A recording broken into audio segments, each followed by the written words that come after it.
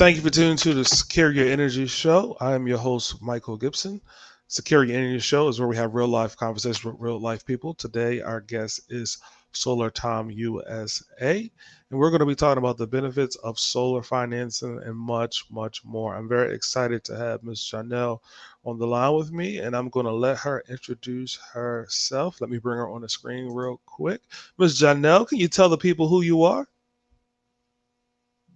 Well, to introduce myself, my name is Jonnell Minefee with Solar Tyme, and Solar Tyme USA, and we are international solar installation company, headquartered in Columbus, Georgia.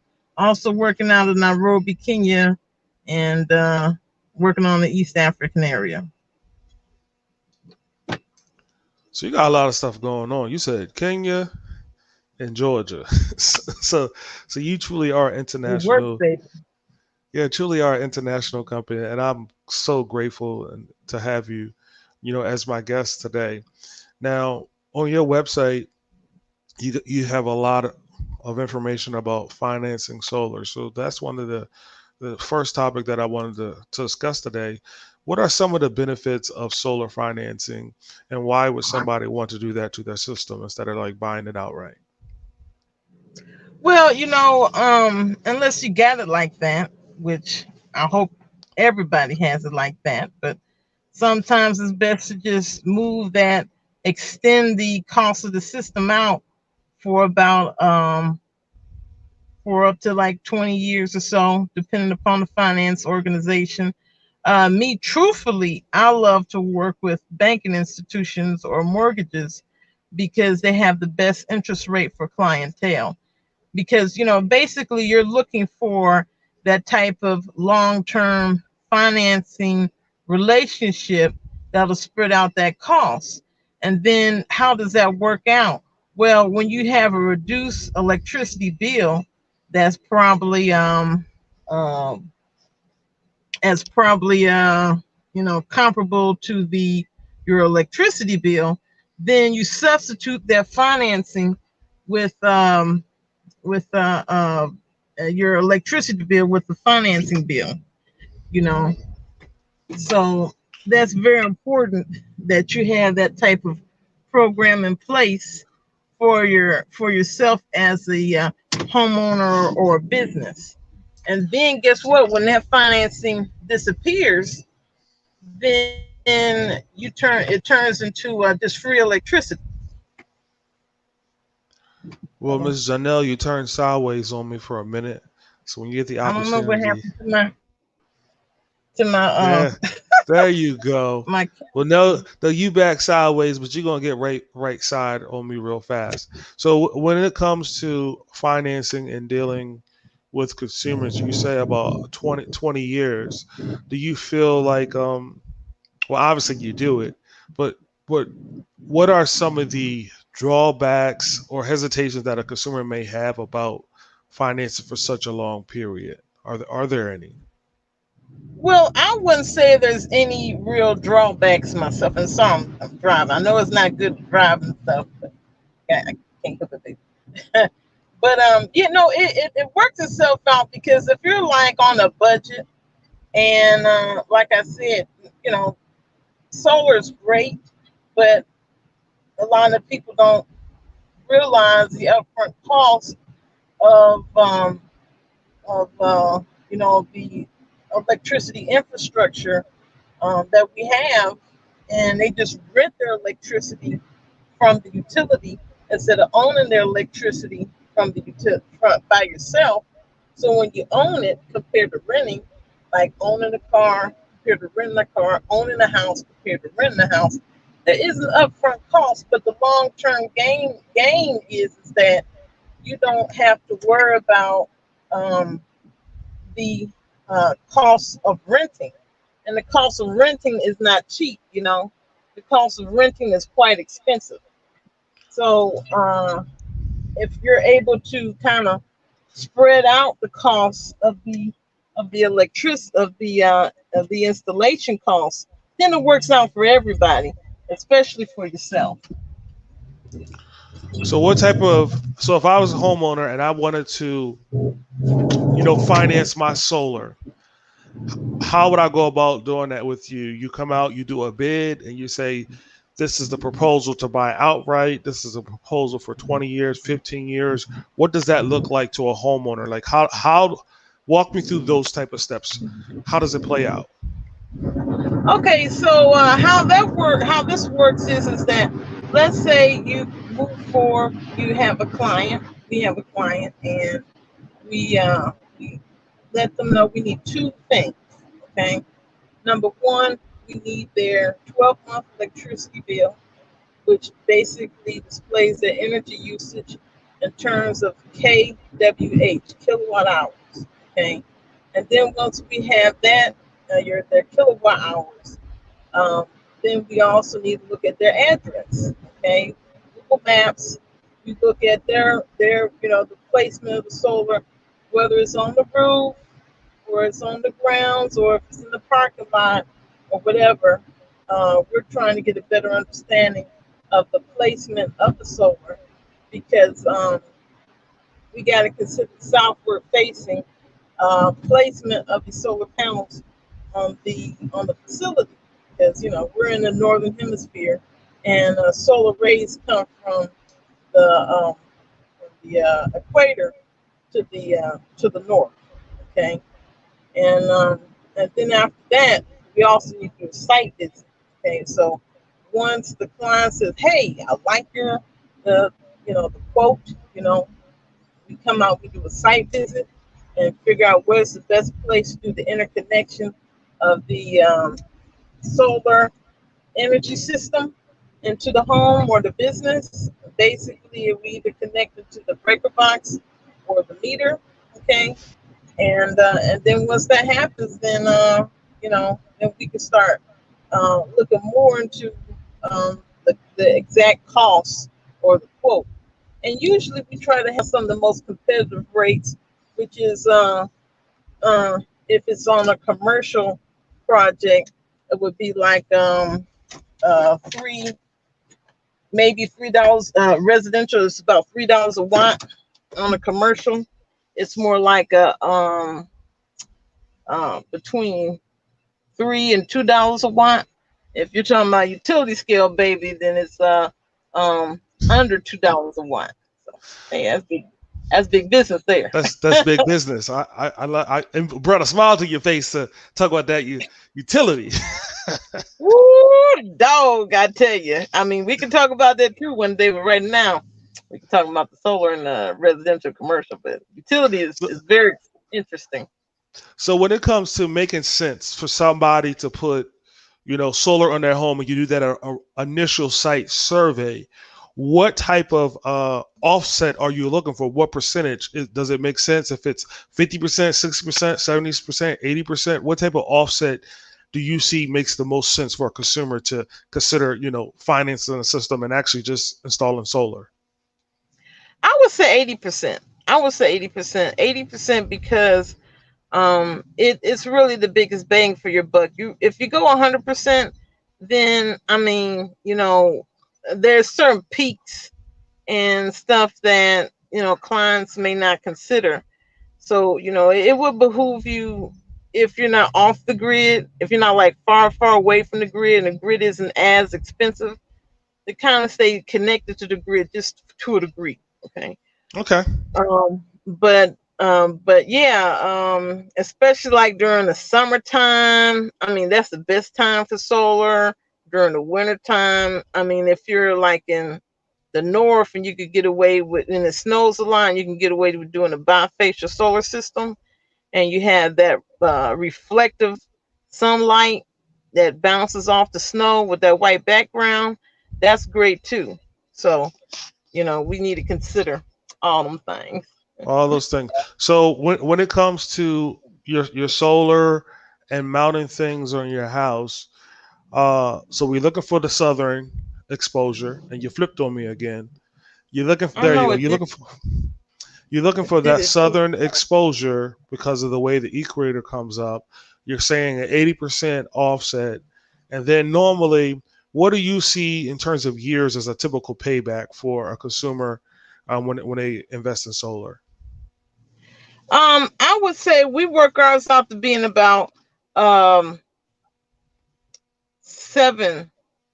I would say about oh look okay. I would say about in Georgia, you know, it's about 5 to 7 years for residential. For 5 to 7 years. commercial, That's good. yeah, for commercial, and that's with without the batteries. With the batteries, about 7 years, 8 years.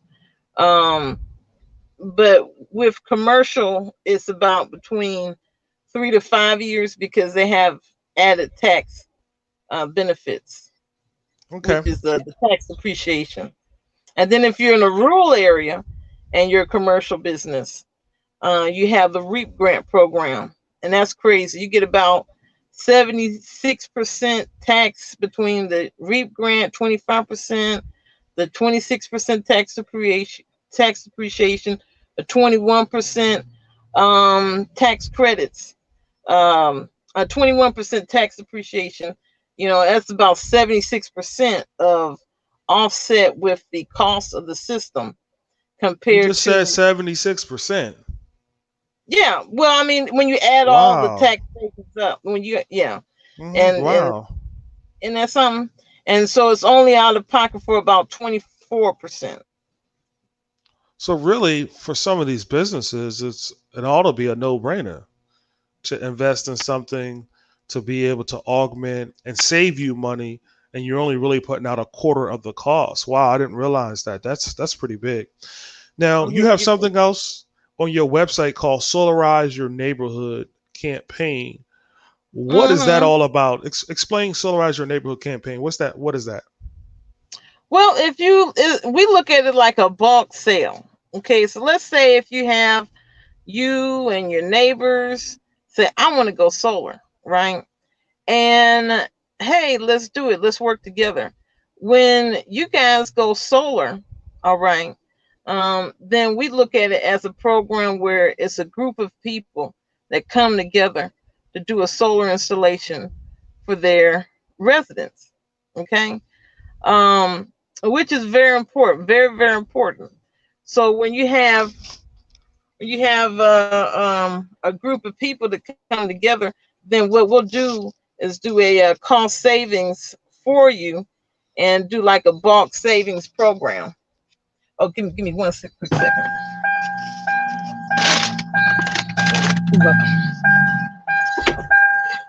So while Sorry about she's that. pausing for the calls, she's basically saying when you go in as a neighborhood and you go in together, there's an opportunity to receive savings because it's you and your neighbor going in and participating in the solar program. I'm stating that correctly, right? Yes, yes.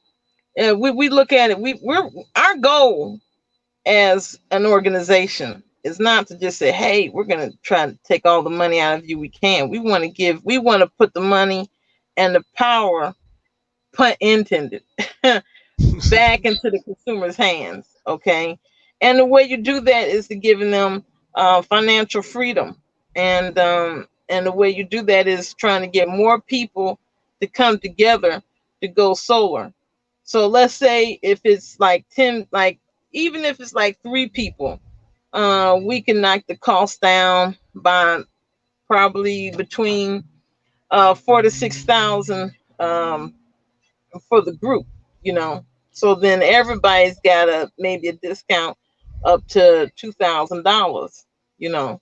Okay. And as we get more people involved, then we gotta look at we look at it like um uh the cost of uh, oh what you call it uh, like a So bulk sale, like a okay. bulk solar installation, and that drives the cost down. And when people hmm do the Solarize Your Neighborhood, when you participate in this campaign, I'm assuming all of this is being financed as well. Or are people allowed to, some people purchase, some people finance, or is this everybody going together, everybody financing, but you're able to provide a discount because now you have multiplicity of services in one area and you're maximizing your resources in that community? That's right. Um, so what happens is that each client is financed, based on their own criteria. So we just hand them off to the financing organization, and then they in turn work with them upon financing the project or their installation, or they could pay cash. It's up to them. Cash works. Cash is king. Cash works. I agree with you on that. Cash definitely does work. Now, let me ask you a question. Now, we've been beating around the bush. We've been weaving this narrative. You seem to work in a lot of different markets, but tell the people, what markets do you primarily serve in? You mentioned before that you're in Georgia, but in case a Georgian pops on, let them know what type of markets you play in. Well, we go anywhere and everywhere, baby. Okay. We can hit up Alabama, Mississippi, Tennessee, Florida, South Carolina, basically the Southeast. We're there for you. And if not, if you even like what we have to say and you want to hit us up in whatever your market is, we'll do our best to help you out and to meet your needs. So you tell us how we can serve you best, because we're customer orientated. Now, what is the driving force do you usually see in those areas? Because you're in that southeast corridor that you're primarily serving in. What typically is the driving force in Georgia, do you say, that lends people to start looking at solar? Um, I would say, it's a mix of things, okay? But one, they want to take back the responsibility for their energy, for their electricity. So they have an interest in, a matter of fact, I'll show you a project we're currently working on, since you want to talk about a Georgia market. That's where I'm at. So I'm in LaGrange at the moment, and see. So you about to show us a real life project? You see, Okay. you gotta make the right place. Don't want to get errands, but kind of see it up there. The Okay. errands truck is in the way a little bit, but so that's the beginning project. Oh, here it is. Get a little bit more on the street. You can see it better. I see it there. You see it there? Okay, Okay. so when you go and install solar on a home, what type of inverters do you use? Are you using string inverter? Are you using optimizers, micro inverters? What is your preference, or when you install Well, these it type of depends upon the installations? client. It depends upon the client. We can do string inverters, um, micro inverters. Uh-oh, sorry about that. Micro inverters are great too. Um, so um, and even DC optimizers, we could do them all. You do them all. So it's by preference. So you guys just kind of look at what so is there a cost savings to one versus another, or is there a, I guess, energy benefit to one versus another in your opinion, or is it just really by the consumer? Well, I like to say the DC optimizers and the microinverters are pretty cool, because you get to kind of pinpoint what solar panel is doing. Um, but then also string inverters are great too, and they're pretty cost effective.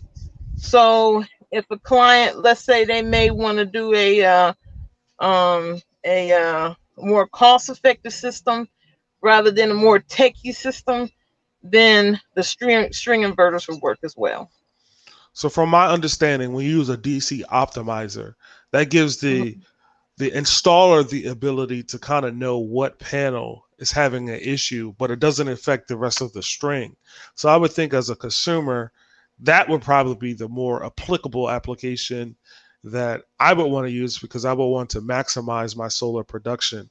Now, furthermore, into the optimizers, what got you into energy storage? Since we are the Secure Your Energy show and the battery secures your energy, I always got to do a shameless plug. I'm just saying, I'm not biased. I just got to do it.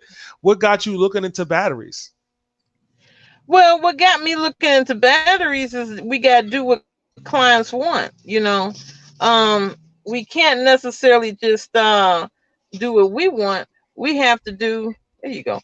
We have to do what the client wants, okay?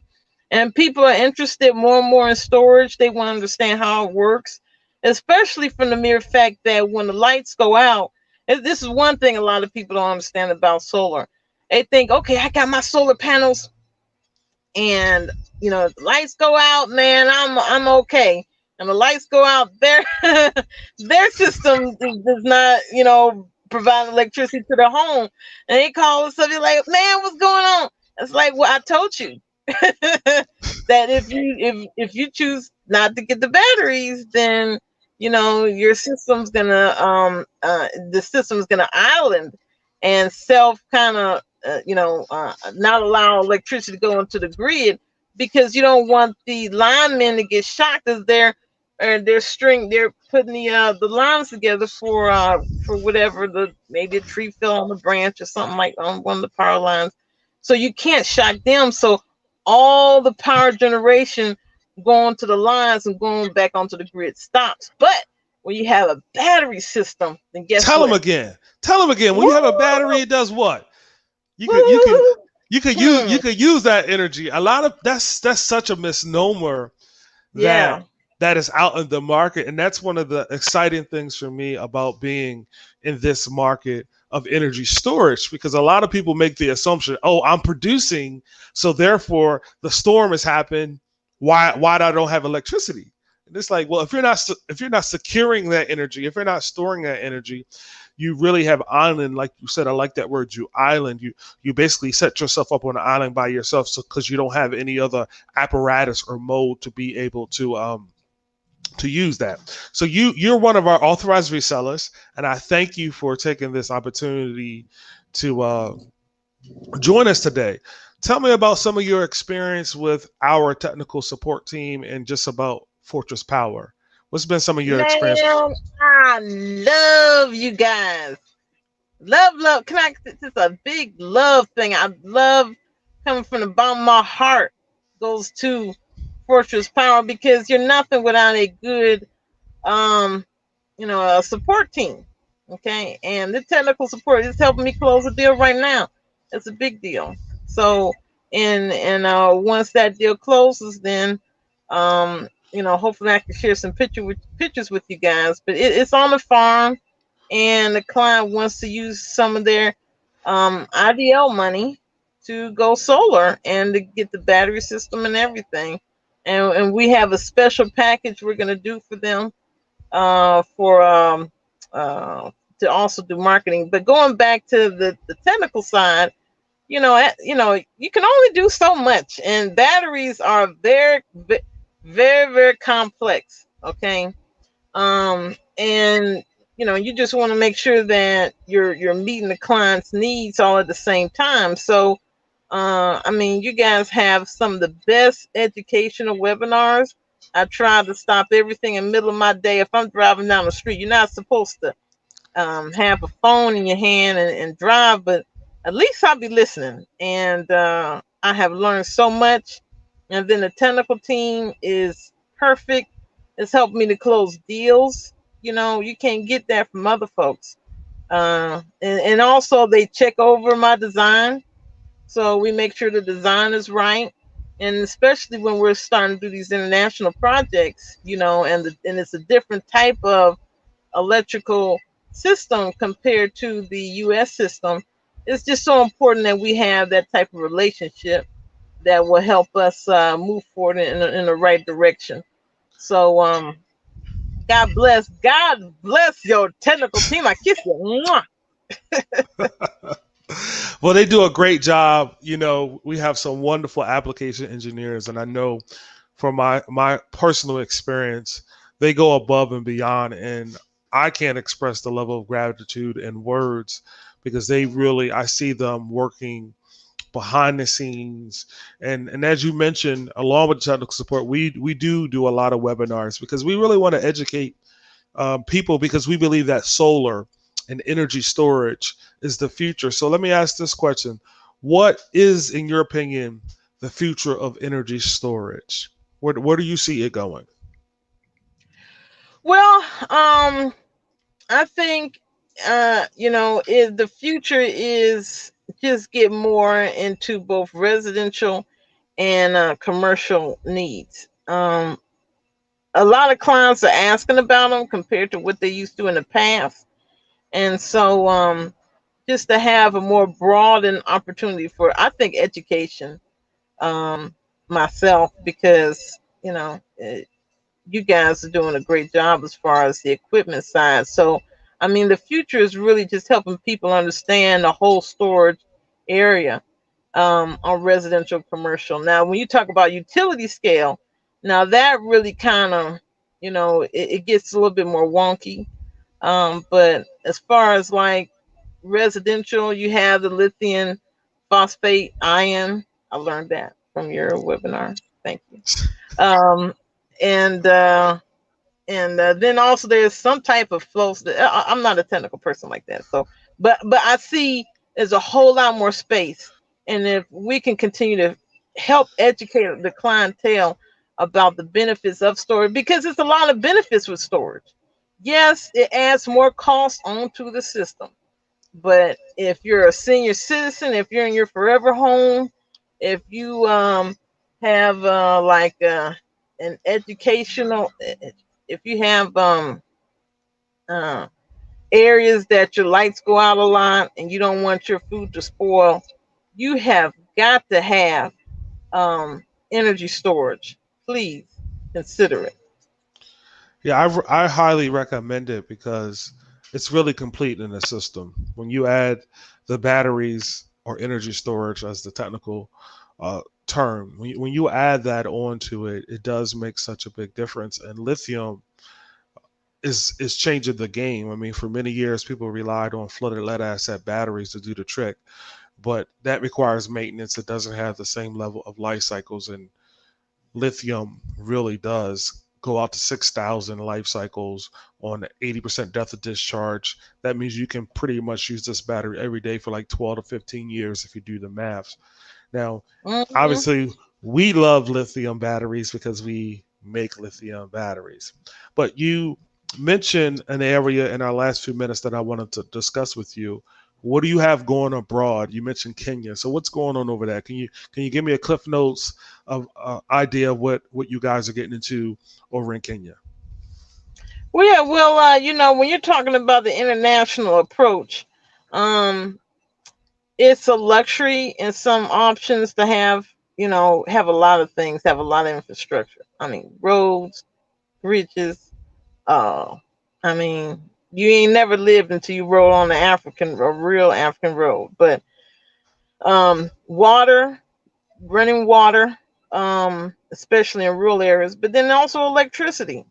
Blackouts is a normal. And how? I mean, I was so mad one time. I was trying to write an important document, and the power kept shutting and shutting and shutting. Right?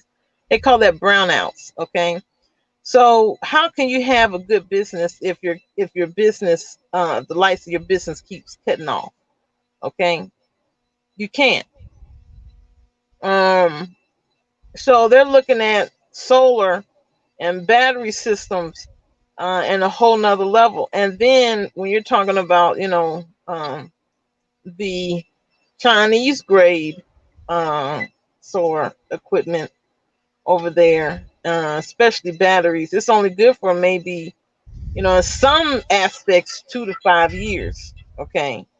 And then the solar panels are only good for um, maybe, again, 2 to 5 years. Some of them is only good for a few months. I mean, that's a really bad version of the battery. So they're excited about the American grade equipment, because then they know that it's a product that will last. And when you have good warranties, you have good service like we have, then it's a really a blessing to folks, because now they can be more productive, especially in terms of you hear people talking about microgrids. There's one village that we're in the process of working with, called 400 household village, and they are very sensitive about what solar can do for their community. And guess what? The number one thing they care about is nighttime usage. Okay. So that's another area where batteries are very important, because when you have daytime usage, I mean, solar only works really good in the day, but if you have nighttime usage, include batteries, then kids can use the electricity from the batteries for doing their homework, you know, and then also maybe there's other business activities. So instead of having a maybe an 8 hour cycle business economy, if they're lucky, now they're looking at doing a 24-hour business cycle, also tapping into um, internet, um, because we're also working on our equipment to our microgrids to have uh, broadband internet and all that. So, well, no broadband, but at least some type of Wi-Fi capabilities.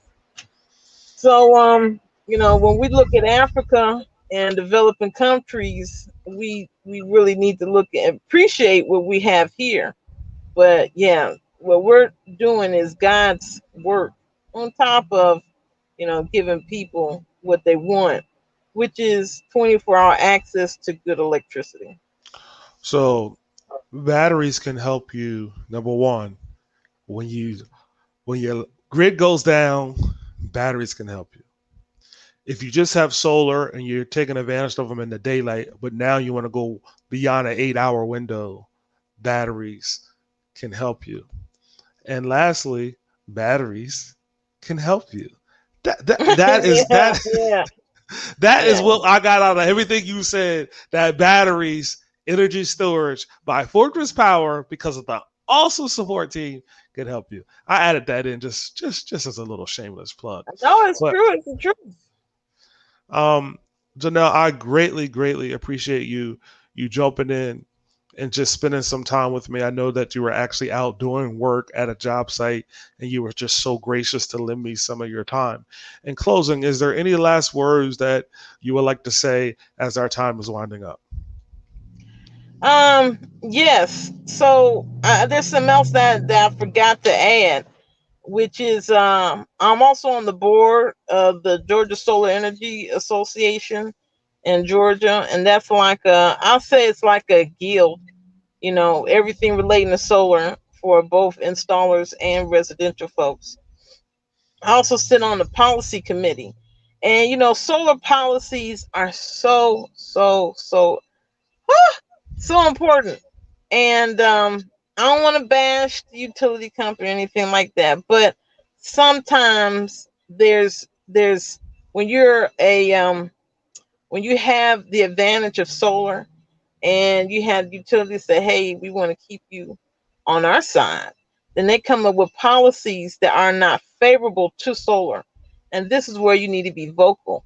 Contact your local, if you're not in Georgia, with Georgia Solar Energy Association, please do contact um, please do contact your local solar energy association, and that's what you call being an advocate, and tell them your experiences. Sometimes there's like a I'm still five alive. dollar per watt surcharge for huh, I keep going. for your energy system, and that's not fair, and that's not right to homeowners, because there's no reason for that. There's no reason to charge people uh anything outside of just whatever you utilize on the system. I mean, I'm telling you, you're not going to break these people. I mean, there's so much solar's not going to overtake what they're producing, or their clientele. So it's almost like a punitive thing, if you ask me. So that's not right. It's called, you also have something called consumer rights. It's your consumer's right not to have bad policies. Um, I mean, if you ever want to talk about policies and solar, I'd be more than happy to talk on that level. But just know that there's rights in this country, and you have your consumer rights. And if somebody is stepping on your rights and overcharging all they, even if it's your utility, you have the right to go to your local representative, to your public service commission, your PSC, and be vocal about it because it's not right. Thank you. And I'm gonna add one more quick thing. Good. With those that's so surcharges over 25 years, that can cost $50,000. Those surcharges for um, price per kilowatt on a monthly basis coming from these utilities. Well, Jonnell, again, thank you for your just wealth of knowledge. I greatly appreciate you, signing on, and just thanks again. And we're going to be signing out. We went a little bit over time, but I thank you for those that stuck in and looked at it with us. So you are watching the Secure Your Energy Show. I am your host, Michael Gibson. The Secure Your Energy Show airs bi-weekly at 11 a.m. on Wednesdays. If you would like to be a guest on our show, all you have to do is visit bit.ly/Secure Your Energy Show. Let us know what dates you have available. And if you want to add content to our video show or live stream, let us know. Give us feedback. Email us because we want to bring all things solar and all things renewable to you because this is an opportunity just to share some of our life experiences in the solar energy market. But again, I am your host, Michael Gibson. I thank you for your time. We are going to be signing out, and you all know what to do next.